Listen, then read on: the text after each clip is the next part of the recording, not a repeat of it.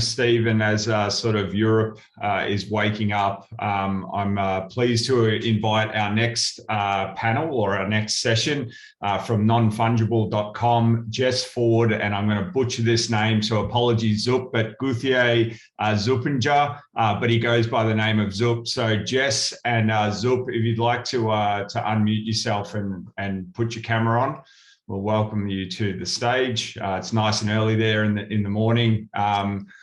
Thank you for joining us. It's been an incredible day so far, and over to you guys. Hi, hey, I'm Jess. I don't know if I can't see Zoop. Is he here? I thought it would be quite interesting maybe to give a very brief overview of my journey into the space. So I guess I've sort of been involved in different blockchain communities for about 10 years on and off. It was mainly originally the Satoshi white paper that really interested me. I was very interested after the last sort of big financial crash at different options for monetization and running different financial systems. And it was something that really inspired me. But I really only got really into the crypto community in 2017 with Decentraland and the ICO, and it was super inspiring to me because it was this amazing community and linking visuals with the crypto side of things, so I helped set up quite a few districts there, and there was a lot of blue sky thinking, but it was a really creative, amazing time. And actually, that's where I met Dan and Zoop originally. I think in some ways, Decentraland was quite a hub for lots of interested minds looking at different ways to use the blockchain. And at that time, obviously, NFTs had been originally built, but it wasn't really nothing that had really come into the main consciousness of the ecosystem. So it's been quite an interesting journey for me. I'm now actually I've joined with Dan and Zoop at nonfungible.com, and we're one of the biggest data providers for NFTs tracking market data. And it's just been a generally quite an amazing ride for me. I mean, I don't know if there was anything specific. I was trying to think. we are going to take a few questions at the end of this, Zup and Jess. So we might hand it over, Zup, to you to give us some data. Tell us about the trends. Drop it on us, and yeah, we'll loop back to you, Jess, with your journey shortly. Yeah, sure. Thanks for having me there. I'm Zoop. My real name is Gauthier. I'm the CEO and co-founder of nonfungible.com. As Jess said, we are probably the largest data provider in the NFT space. And I mean, we've seen some extremely interesting trends recently. I mean, just to give you a notion, in last year, in 2020, the entire ecosystem was around 20 million USD traded, but was honestly still a niche market. Only in August 2021, the market represented more than $1 billion USD traded in a single month.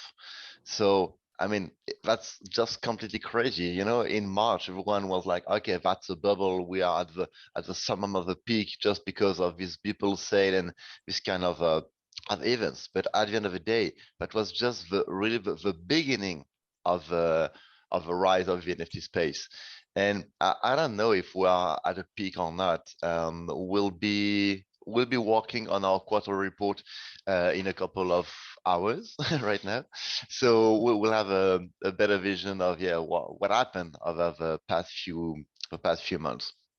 The thing is that in August, I personally think that was really a massive peak, and that we'll see some sort of a decrease in terms of volume, which will be totally healthy, because it can't go to the moon every month. So I really think that it will be way healthier to have some sort of a stabilization of the market.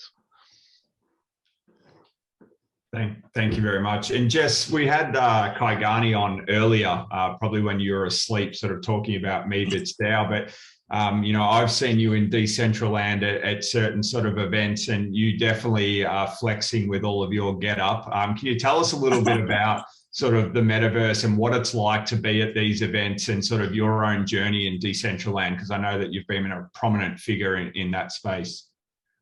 Yeah,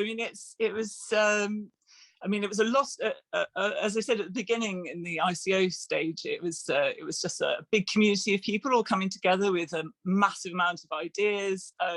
You can imagine it was around the time of when Ready Player One came out, that movie around the book.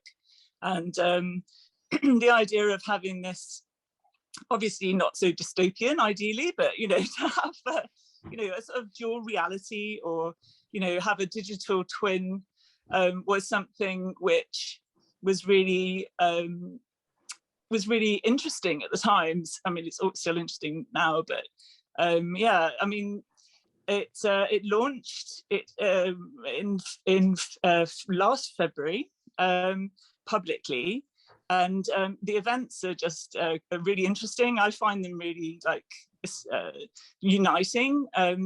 Different from artist groups to conferences, you just get this very strong sense of community in Decentraland. I also joined Crypto Voxels, and I found that was very similar in some ways, different in others. They had a slightly different approach to how they built their world. But ultimately, it's like all seeming to be coming together now as a sort of united metaverse, which is something that I'm really interested in, which Meebits is something that is really cool for, because the interoperability between Meebits and the rest of the metaverse is something that super fascinates me. Yeah, sort of bringing together the different metaverses is something that I think will happen more and more in the future. Yeah, with events, I mean, they're just fun. I just really enjoy them. I like dancing. And Zup, have you seen sort of any, obviously we've had a massive influx, like you were talking about, sort of the last sort of 6 to 12 months, but any sort of additional trends that you're seeing right now as we sort of go into the last quarter of 2021? Yeah, maybe I just want to add something to what Jess said right before, if you don't mind. I mean, she mentioned this movie Ready Player One, and that's funny because that's exactly how I've discovered NFTs and Decentraland. I mean, just a friend of mine just sent me the link to the teaser of Ready Player One, and then just sent me the link to Decentraland. It was in December 2017. I had no idea what NFTs were at that time, and I jumped into the rabbit hole due to this movie. Anyway, what are the that's a real story. What are the additional trends we've seen? The first one, and once more, I would say that's a pretty healthy trend, is that there is definitely way more buyers than sellers in the space. It's something we monitor really closely, because basically it means that there are more and more people entering the space, more and more people eager to purchase NFTs, and we are not seeing this kind of massive dump where everyone will be just trying to sell the NFTs to a couple of newcomers. So what we see is really some sort of I mean, NFTs are not mainstream, but they are really getting mainstream. And the volume of USD traded, which is basically the most common metric, is at the end of the day a pretty poor one, because at the end of the day, if you just have a couple of whales just trading assets for millions and millions, you'll have a lot of volume, but really few sales and really few stakeholders. So I really think that the health of the NFT market is not about how much USD traded, but how many people and how active they are. And you know, everyone is really crazy about the size of the market, but the real point is, do people use the NFT? And it's not something you can see on the market. It's really something you can see in terms of activity on the game or on the project or something. And the fact that there is a huge community around Meebits, it's not something you may see just on market volume. Same for projects like Decentraland or the Sandbox or Axie Infinity. The thing that people trade their assets is just one side of a project. It's just the market side of a project. But the thing is that there is a market because the project is healthy, because there is a real game experience, something like that. I'm personally a pretty active player in the Axie space, and I mean I know why people are crazy about this game. It's not because you can make money with the assets; it's because the game is fun, and that's something that is really really hard to measure. Yeah. So let's assume for a minute that this boom ends. Then what? I think the ecosystem keeps growing. I don't think it makes any difference to the people who are building it myself. They're invested way beyond money, I think, myself. You know, it's a, I don't, so what do you think, Zoop? Yeah, absolutely. But what was one of the conclusions of our previous year report is that the most valuable asset in the NFT industry is not it's not the NFTs itself, is basically the communities you may see. I've discovered the whale community with Whale Shark, and I mean I've just been impressed by how many people are extremely involved in the NFT space, and not about just a single project. They are really there to build something. They are really there to create something new, to help the ecosystem move forward. And that there is, I mean, thousands, maybe millions of people now that are just trying to do something new, to experiment new things with NFTs. And that's definitely the most valuable asset we have. Yeah, we've just got a question here around sort of your model, Zup. So are you pulling data from OpenSea only? Harrison asks. Absolutely not. We don't rely on any third party. We don't rely on OpenSea. We don't rely on on any data provider. We rely on the blockchain directly. So everything we scrap is from the Ethereum blockchain. So all the data we have, I mean, we don't track projects, we track standards. So as long as it is an ERC 721 on the Ethereum blockchain, we track it. And you know, OpenSea is not the only marketplace. So if we want to be agnostic, we need to scrap everything from all these different marketplaces. So we support way more than just, you know, OpenSea data, and we'll be soon supporting other chains like Tezos, the Binance Smart Chain, and others.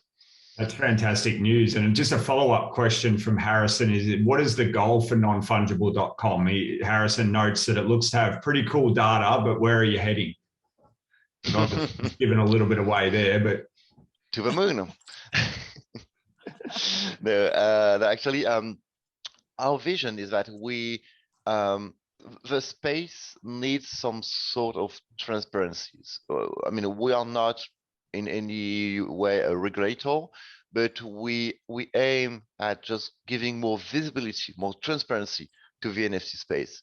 We like to become this kind of, you know, getaway to the NFT space for people that don't know what are NFTs, that don't understand what are the trends.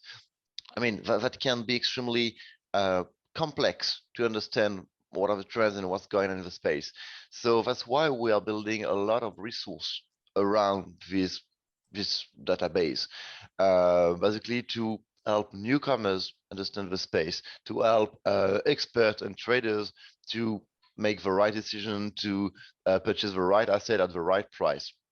we can't give financial advice, but at the end of the day, you can just take your own decision based on, more data, more information about the space. So we'd like to become some sort of a, let's say, coin market cap ex Bloomberg for NFT. Yeah, just a follow-on question from that. We hear the term wash trading a little bit in the space. Can you explain it to the people on the line and sort of how much of a problem it is in your eyes? Sure. Do you want to pick this one, Jess? Yeah, I mean, we recently released a report on wash trading.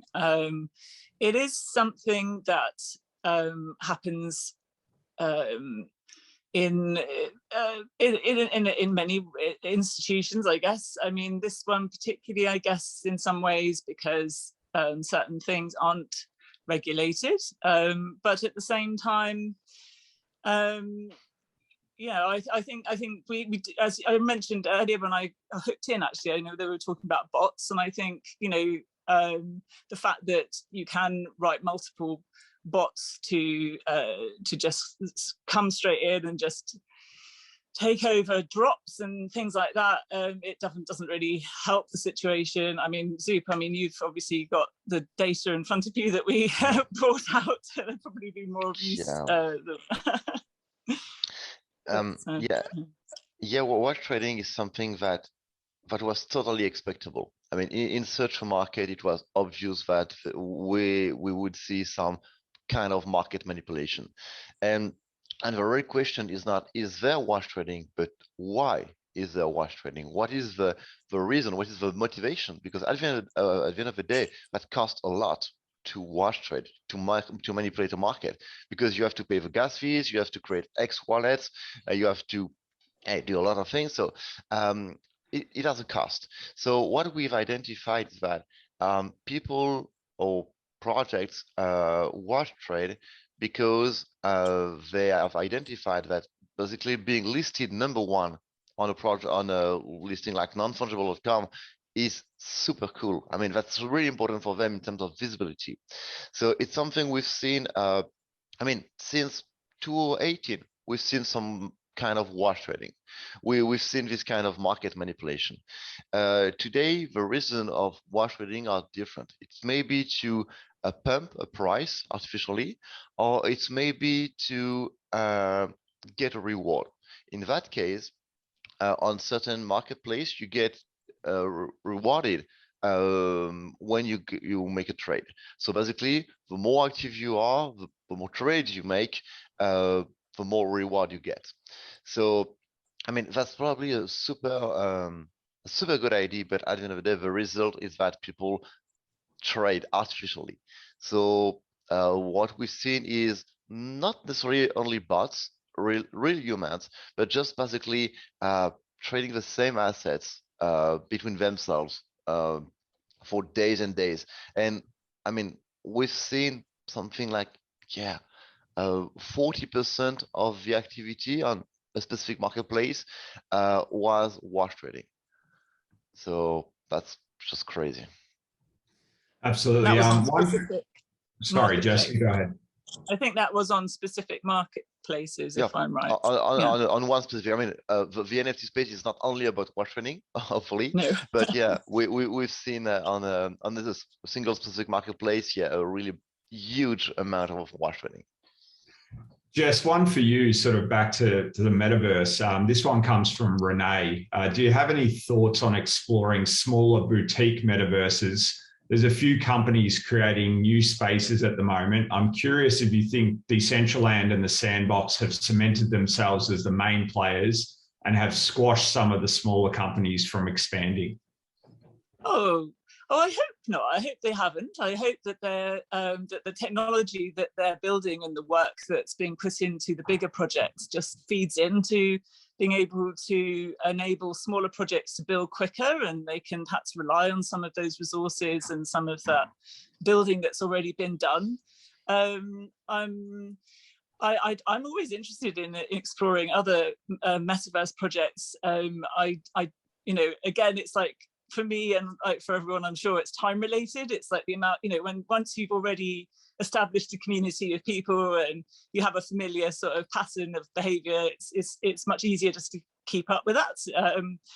I'd definitely personally be interested in exploring some smaller metaverse projects. But I really hope for this, and I think it's going to come, and I think it's going to come with the use of NFTs, is the interoperability, the multiverse, you know, the fact that we'd be able to take your some objects, or NFT objects, your wearables, perhaps even your avatar, across through different metaverses, and you can basically keep your digital identity throughout big and small metaverses, I think. Yeah. Thank you for that. And another one probably for you, Zuppinger, is from Sonia. Is there any data on how many NFTs have been sold in Australia, or how many Australians own NFTs? We know that 2.4 billion has been sold internationally so far this year. Aussies buying into this space? Well, I'm one of them. So yes, there's definitely one. And how many? So yeah, ultimately a question around sort of, do you have drilled down Australian data? Actually, it's almost impossible to have a notion of where the NFT holders are located. So we just, because basically everyone is anonymous on the blockchain. So the only information we may have is basically when the trade occurs. So we may be able to tell you if someone is basically mostly in America or Asia. That's basically what we can do. But no, unfortunately, we don't have any data, and it's impossible to get precise data about where people are located. So, and you know what? On the blockchain, we can't say how many people are currently holding NFT, because at the end of the day, everyone has many wallets. So I won't be able to tell you a clear figure about how many people. I can tell you how many wallets, but we have no idea about the real person behind them. Just a follow-up question on wallets. What is sort of, do you see the distribution of wallets in a given project sort of an indicator of success? You know, we sort of often hear that as 10,000 projects approach that sort of 3,500, 4,000, that maybe that's a good thing for long-term sustainability of the projects. Have you got any thoughts around that?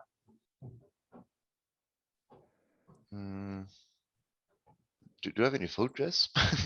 Well, I think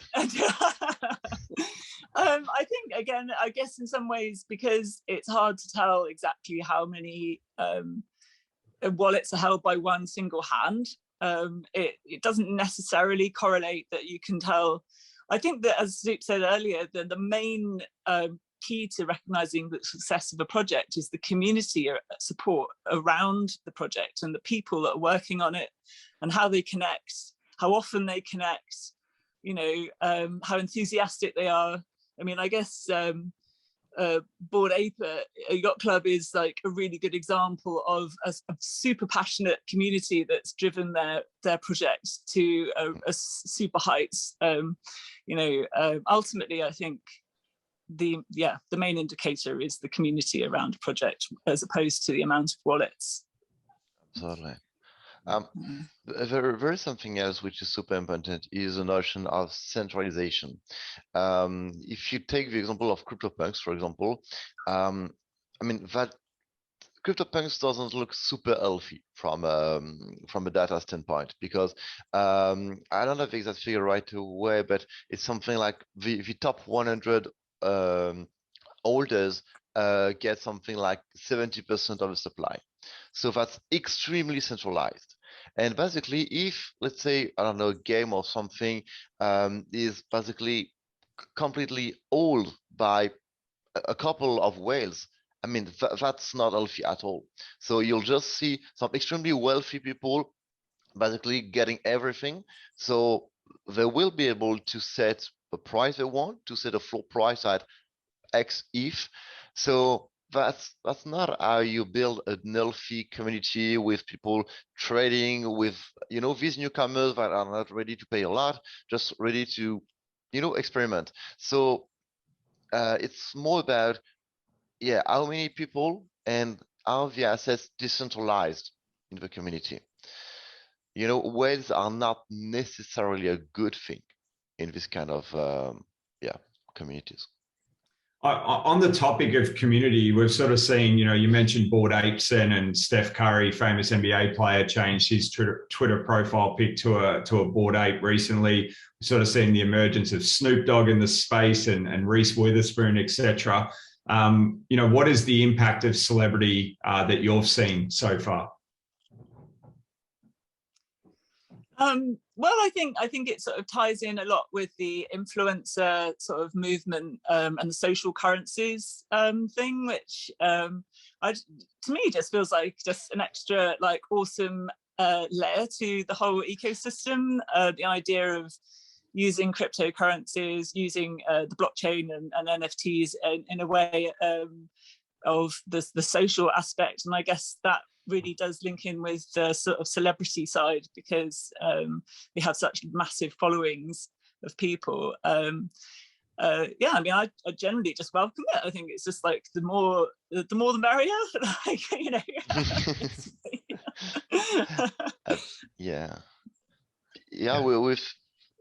I think that celebrities have, this, let's say, traditional impact on the market. But basically, if Kanye West is excited about CryptoPunks, the price will rise. If any celebrity is like, hey, just look at this NFT, that's cool.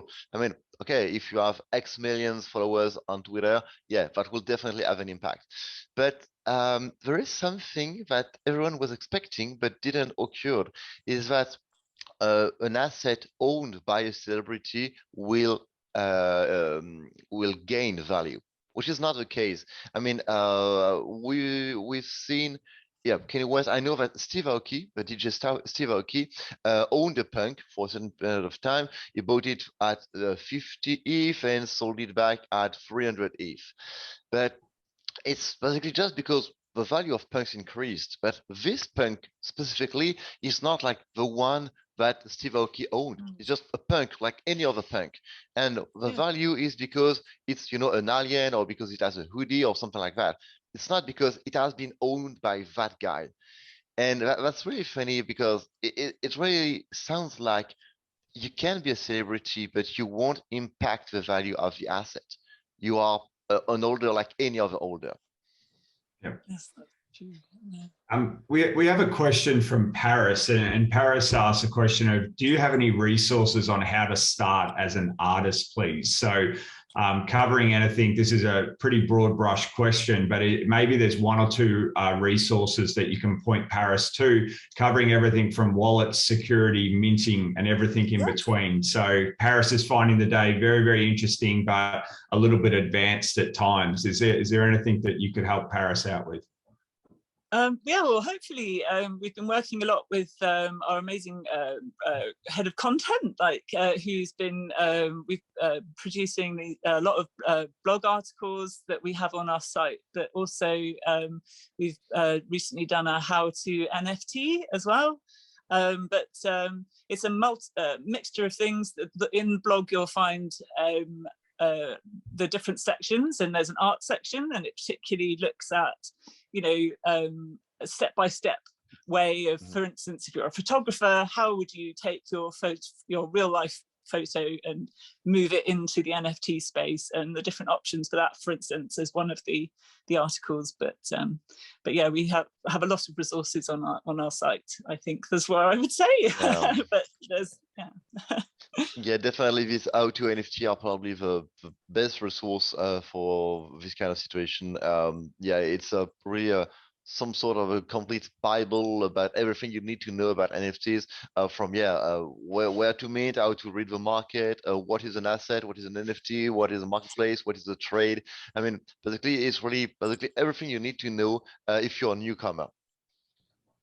Absolutely. I think that's a good place to finish. But any final thoughts, Jess and Zup, and where can people find you? Obviously with nonfungible.com, but where can they find you online if they want to follow your content or interact?